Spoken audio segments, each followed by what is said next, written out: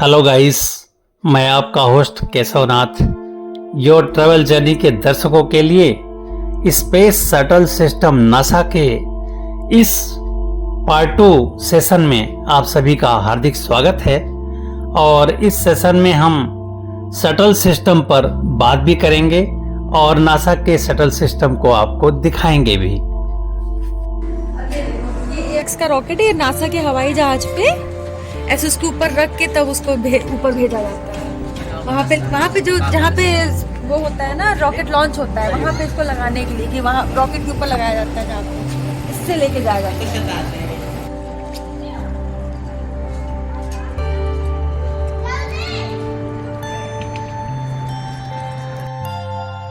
हमारे पीछे आप स्पेस शटल सेटअप सिस्टम है इनका, तो आइए आपको ये सेटअप सिस्टम दिखाते हैं। आपके सामने ये हवाई जहाज और उसके ऊपर रखा हुआ ये शटल आप देख पा रहे होंगे।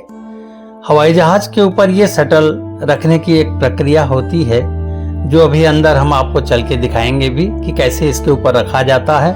और रखने के बाद ये रॉकेट के साथ अटैच किया जाता है और अटैच करने के बाद इस हवाई जहाज को वहां से निकाल लिया जाता है।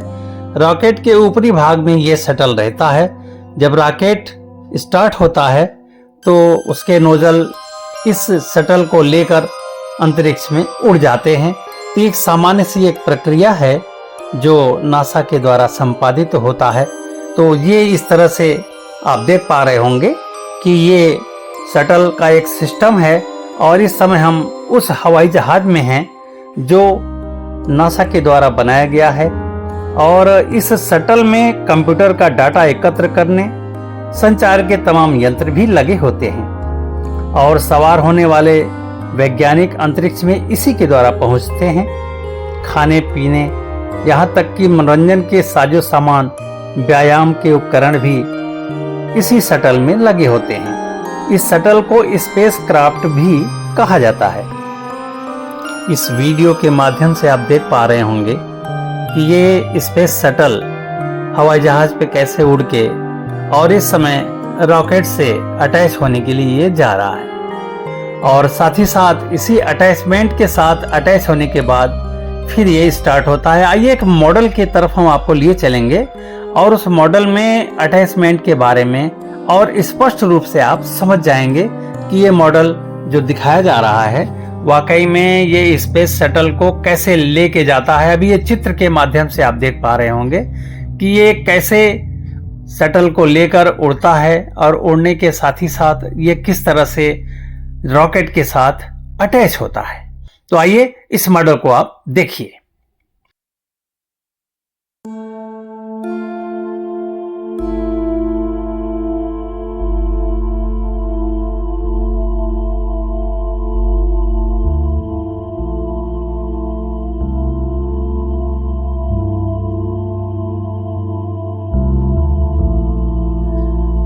शटल को ले जाने वाले हवाई जहाज बार बार प्रयुक्त होते हैं और शटल को रॉकेट के अग्रभाग में एडजस्ट करने के बाद ये हवाई जहाज पुनः वापस धरती पर आ जाते हैं। और ये सामान्य हवाई जहाज ही है जो शटल को ले जाने और ले आने का कार्य करते हैं।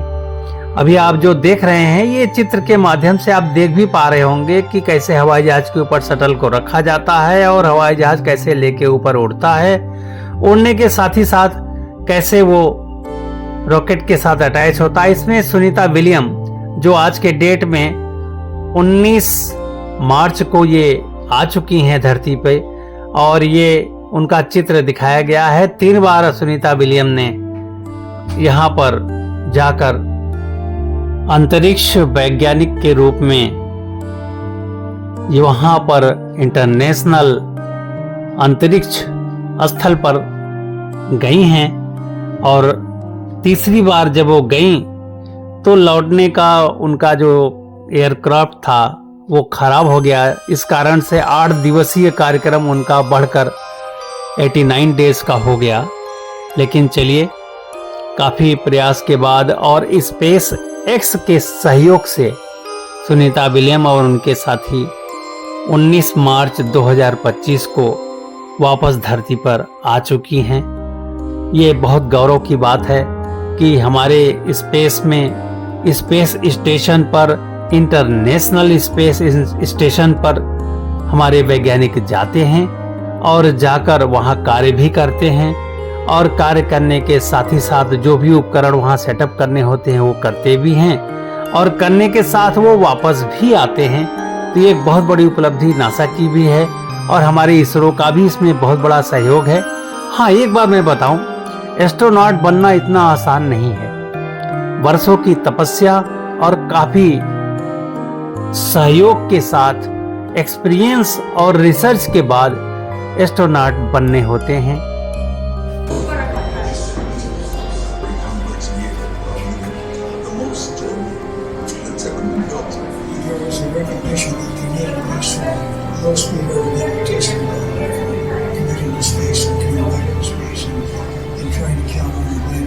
Then came test after test, and finally April 12, 1981. STS one was important because we have our missions. You get that number one somewhere. And our main job was to get that was been happy. That's all we had accomplished. But it worked. Anything most of us realized it was going to. We established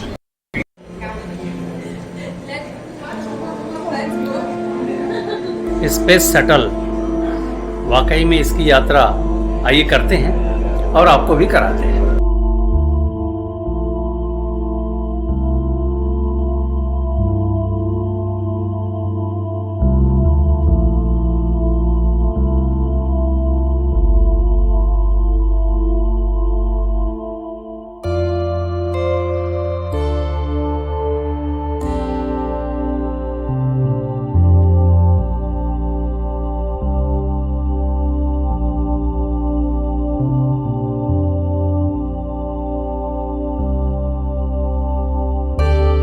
इस समय हम सभी space shuttle के अंदर आ चुके हैं, और ये एक ऐसा शटल होता है जिसका बाहरी आवरण उष्मारोधी होता है और इसे शटल को जलने से बचाता है। क्योंकि जब वो वायुमंडल में ये शटल होता है तो घर्षण इतना ज्यादा होता है, इस कारण से अंदर के लोग और अंदर के उपकरण जल न जाएं, ये हमें उष्मा से बचाता है। और इसकी जो चादर है वो किन्हीं कारणवश यदि टूट जाए तो पूरा का पूरा ये शटल मिनटों में जलकर खाक हो जाता है। चंद्रमा पर कदम रखने वाले हमारे स्पेस क्राफ्ट इसी तरह के चादर से बिल्कुल अटैच हैं, जिनको रोबोट क्राफ्ट भी कहते हैं। कंप्यूटर और रोबोट के द्वारा धरती से इन्हें स्वचालित संचालित किया जाता है। चूंकि इन्हें धरती पर वापस लाना कठिन होता है, इस कारण इसका संचालन ऑटोमेटिक रखा जाता है।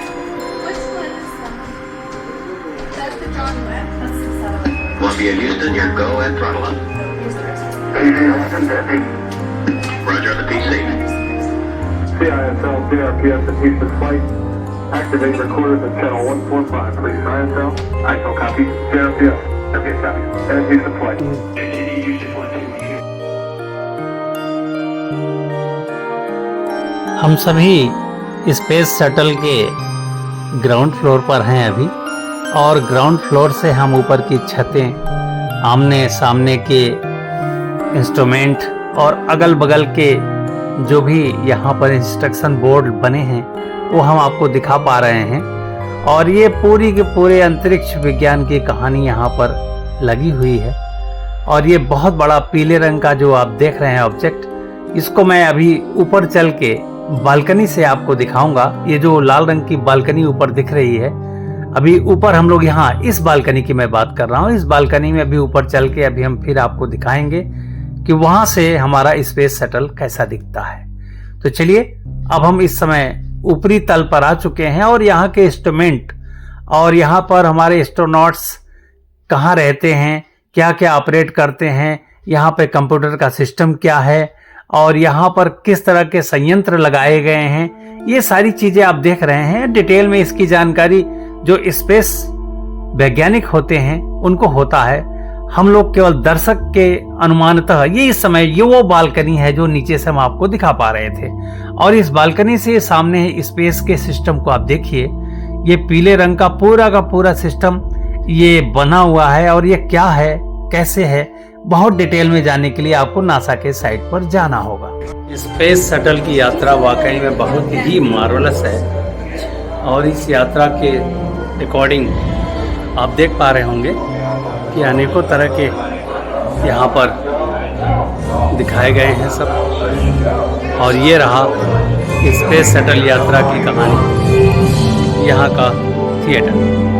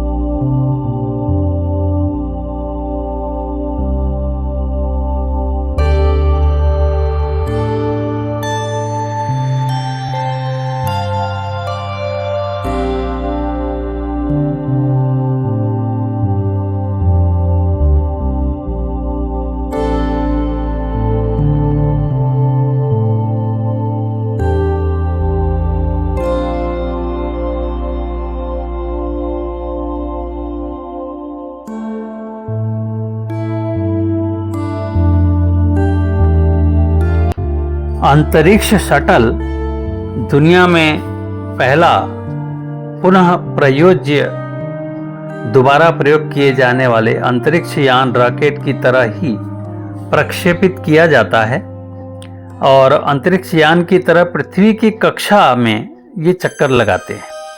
हवाई जहाज की तरह ये उतारे जाते हैं और इसमें ऑर्बिटर, मुख्य इंजन, बाहरी टैंक, ठोस रॉकेट बूस्टर शामिल हैं।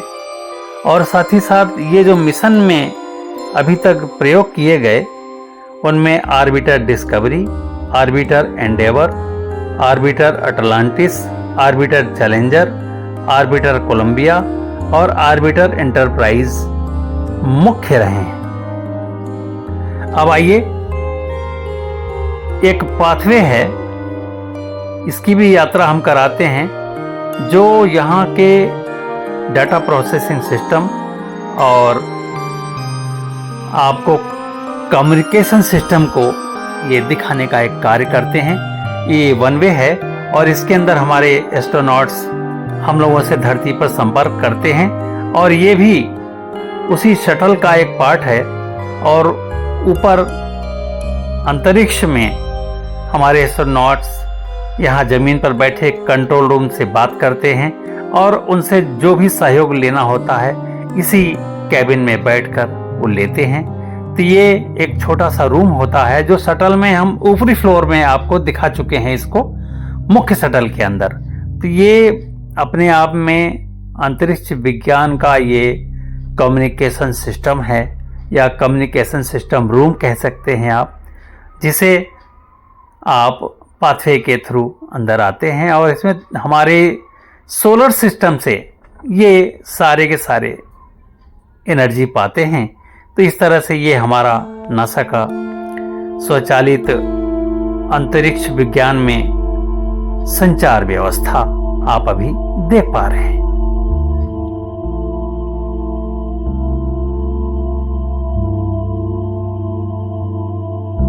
तो मून पर गए, कैसे गए, क्या सिस्टम था, ये सारी चीज़ें थिएटर में दिखाने की एक व्यवस्था है यहाँ पर। आइए हम आपको उस थिएटर के अंदर लिए चलते हैं। Has always been our companion, right? A friendly face, a bright, reliable presence that stays in our orbit no matter what. A guy that helps keep us on our axis. Every human being who ever lived on the planet Earth looked up at the moon. And it's given us our seasons. It's given us our day, the length of our month. And we've been moved by it, you know, spiritually. We've invented mythology around it. We've imagined the gods live up. Next episode में हम आपको चंद्रमा की यात्रा कराने लिए चलते हैं। नमस्कार, जय हिंद।